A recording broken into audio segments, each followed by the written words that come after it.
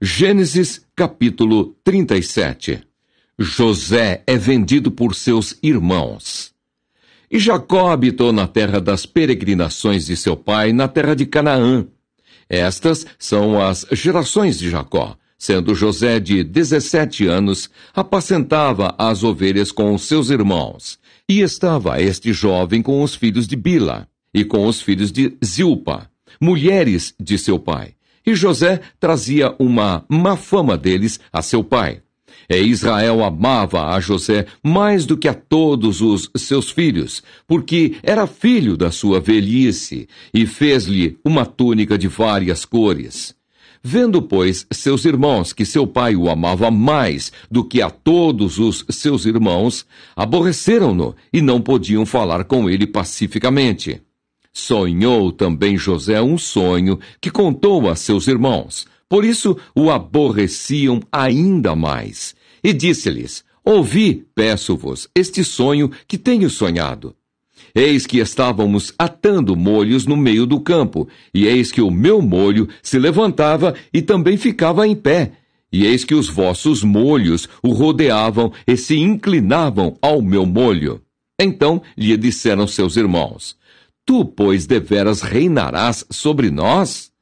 Tu deveras terás domínio sobre nós? Por isso, tanto mais o aborreciam por seus sonhos e por suas palavras. E sonhou ainda outro sonho, e o contou a seus irmãos, e disse: Eis que ainda sonhei um sonho, e eis que o sol e a lua e 11 estrelas se inclinavam a mim. E contando-o a seu pai e a seus irmãos, repreendeu-o seu pai e disse-lhe: Que sonho é este que sonhaste? Porventura viremos eu e tua mãe e teus irmãos a inclinar-nos perante ti em terra? Seus irmãos, pois, o invejavam. Seu pai, porém, guardava este negócio no seu coração. E seus irmãos foram apacentar o rebanho de seu pai junto de Siquém. Disse, pois, Israel a José: Não apacentam os teus irmãos junto de Siquém? Vem, e enviar-te-ei a eles. E ele lhe disse: Eis-me aqui. E ele lhe disse: Ora, vai, e vê como estão teus irmãos, e como está o rebanho, e traze-me resposta. Assim o enviou do vale de Hebrom, e José veio a Siquém. E achou-o um varão, porque ele andava errado pelo campo, e perguntou-lhe o varão, dizendo: Que procuras? E ele disse: Procuro meus irmãos. Dize-me, peço-te, onde eles apacentam? E disse aquele varão: Foram-se daqui, porque ouvi-lhes dizer: Vamos a Dotã. José, pois, seguiu seus irmãos e achou-os em Dotã. E viram-no de longe, e antes que chegasse a eles, conspiraram contra ele para o matarem. E disseram uns aos outros: Eis lá vem o sonhador mor. Vinde, pois, agora, e matemo-lo, e lancemo-lo numa destas covas, e diremos: Uma besta fera o comeu, e veremos que será dos seus sonhos. E ouvindo-o Ruben, livrou-o das suas mãos, e disse: Não lhe tiremos a vida. Também lhes disse Ruben: Não derrameis sangue, lançai-o nesta cova que está no deserto, e não lanceis mãos nele, para livrá-lo das suas mãos e para torná-lo a seu pai.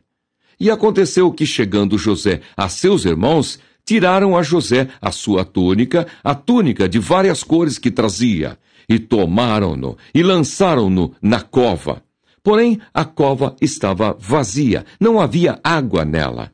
Depois, assentaram-se a comer pão e levantaram os olhos e olharam. E eis que uma companhia de ismaelitas vinha de Gileade. E seus camelos traziam especiarias, e bálsamo, e mirra, e iam levar isso ao Egito.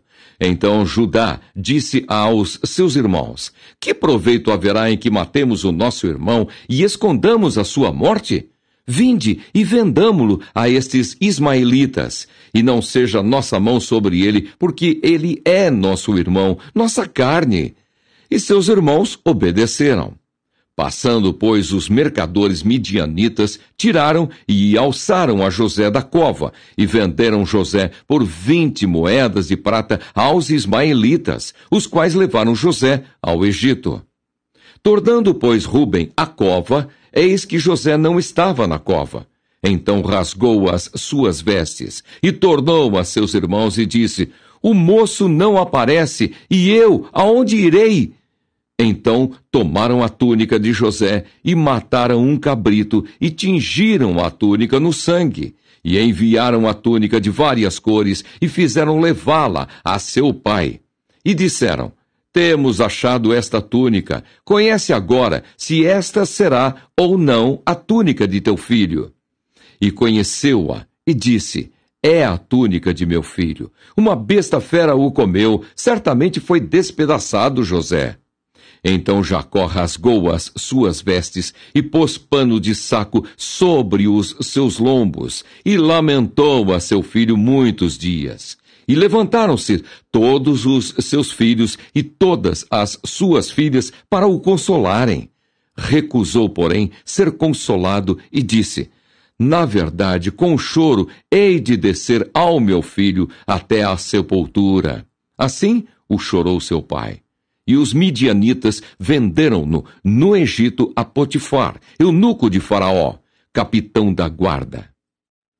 Gênesis, capítulo 38. Judá e Tamar. E aconteceu no mesmo tempo que Judá desceu de entre seus irmãos e entrou na casa de um varão de Adulão, cujo nome era Ira. E viu Judá ali a filha de um varão cananeu, cujo nome era Sua.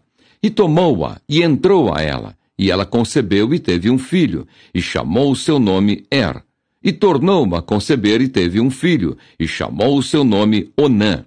E continuou ainda, e teve um filho, e chamou o seu nome Selá. E ele estava em Quezibe, quando ela o teve. Judá, pois, tomou uma mulher para o seu primogênito, e o seu nome era Tamar. Porém, o primogênito de Judá era mau aos olhos do Senhor, pelo que o Senhor o matou. Então disse Judá a Onã: Entra a mulher do teu irmão e casa-te com ela, e suscita semente a teu irmão. Onã, porém, soube que essa semente não havia de ser para ele. E aconteceu que, quando entrava a mulher de seu irmão, derramava-a na terra, para não dar semente a seu irmão. E o que fazia era mal aos olhos do Senhor, pelo que também o matou. Então disse Judá a Tamar, sua nora: Fica-te viúva na casa de teu pai, até que Selá, meu filho, seja grande. Porquanto disse: Para que, porventura, não morra também este, como seus irmãos. Assim foi-se Tamar e ficou-se na casa de seu pai. Passando-se, pois, muitos dias, morreu a filha de Sua, mulher de Judá. E depois se consolou Judá e subiu aos tosqueadores das suas ovelhas em Timna, ele e Ira, seu amigo, o Adulamita. E deram aviso a Tamar, dizendo: Eis que teu sogro sobe a Timna, a tosquear as suas ovelhas. Então ela tirou de sobre si as vestes da sua viuvez e cobriu-se com o véu e disfarçou-se e assentou-se à entrada das duas fontes que estão no caminho de Timna, porque via que Selá já era grande e ela lhe não fora dada por mulher. E vendo-a Judá, teve-a por uma prostituta, porque ela havia coberto o seu rosto. E dirigiu-se para ela no caminho e disse: Vem, peço-te, deixa-me entrar a ti, porquanto não sabia que era sua nora. E ela disse: Que darás para que entres a mim? E ele disse: Eu te enviarei um cabrito do rebanho. E ela disse: Dás-me penhor até que o envies? Então ele disse: Que penhor é que te darei? E ela disse: O teu selo, e o teu lenço, e o cajado que está em tua mão. O que ele lhe deu, e entrou a ela, e ela concebeu dele, e ela levantou-se, e foi-se, e tirou de sobre si o seu véu, e vestiu as vestes da sua viuvez. E Judá enviou o cabrito por mão do seu amigo, o Adulamita, para tomar o penhor da mão da mulher. porém não a achou. E perguntou aos homens daquele lugar, dizendo: onde está a prostituta que estava no caminho, junto às duas fontes? E disseram: aqui não esteve prostituta alguma. E voltou a Judá e disse: não a achei. E também disseram os homens daquele lugar: aqui não esteve prostituta. Então disse Judá: tome-o ela, para que porventura não venhamos a cair em desprezo. Eis que tenho enviado este cabrito, mas tu não a achaste.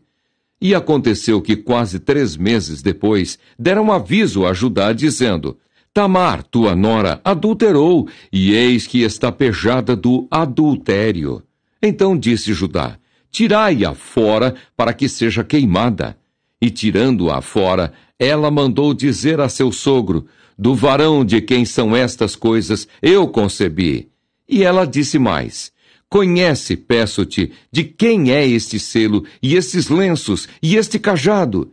E conheceu-os Judá, e disse: mais justa é ela do que eu, porquanto não a tenho dado a Selá meu filho, e nunca mais a conheceu. E aconteceu ao tempo de dar à luz, que havia gêmeos em seu ventre. E aconteceu, dando à luz, que um pôs fora a mão, e a parteira tomou-a, e atou em sua mão um fio roxo, dizendo: este saiu primeiro. Mas aconteceu que, tornando ele a recolher a sua mão, eis que saiu o seu irmão, e ela disse: como tens tu rompido? Sobre ti é a rotura. E chamaram o seu nome Pérez. E depois saiu o seu irmão, em cuja mão estava o fio roxo, e chamaram o seu nome Zerá. Gênesis capítulo 39. José na casa de Potifar.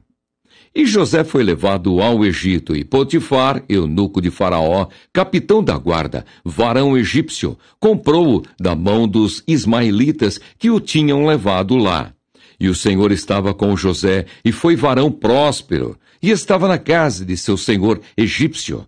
Vendo, pois, o seu senhor que o Senhor estava com ele, e que tudo o que ele fazia o Senhor prosperava em sua mão, José achou graça a seus olhos e servia-o. E ele o pôs sobre a sua casa, e entregou na sua mão tudo o que tinha. E aconteceu que desde que o pusera sobre a sua casa, e sobre tudo o que tinha, o Senhor abençoou a casa do egípcio por amor de José.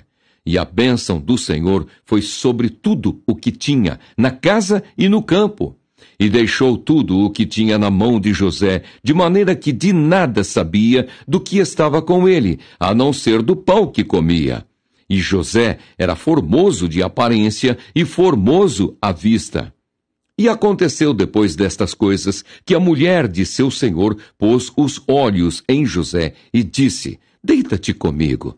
Porém ele recusou e disse à mulher do seu senhor: eis que o meu senhor não sabe do que há em casa comigo, e entregou em minha mão tudo o que tem.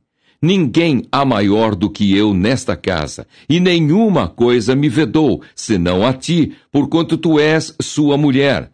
Como, pois, faria eu este tamanho mal e pecaria contra Deus?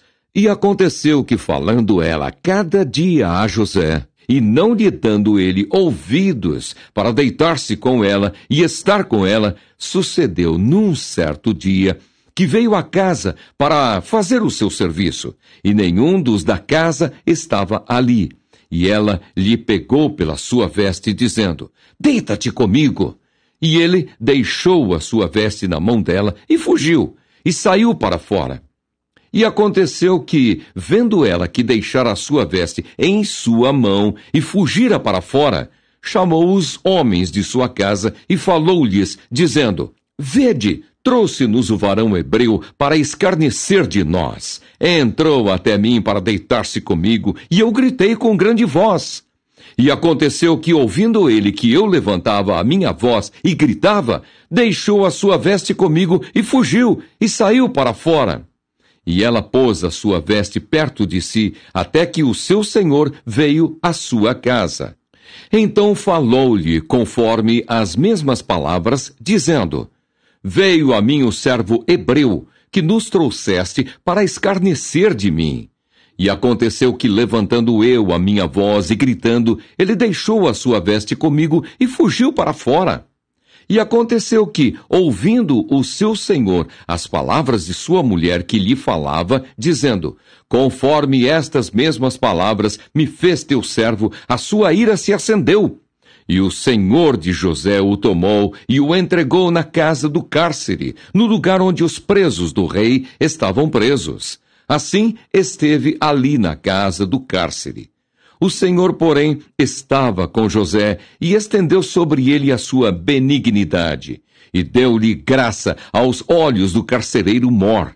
E o carcereiro Mor entregou na mão de José todos os presos que estavam na casa do cárcere, e ele fazia tudo o que se fazia ali. E o carcereiro Mor não teve cuidado de nenhuma coisa que estava na mão dele, porquanto o Senhor estava com ele, e tudo o que ele fazia, o Senhor prosperava.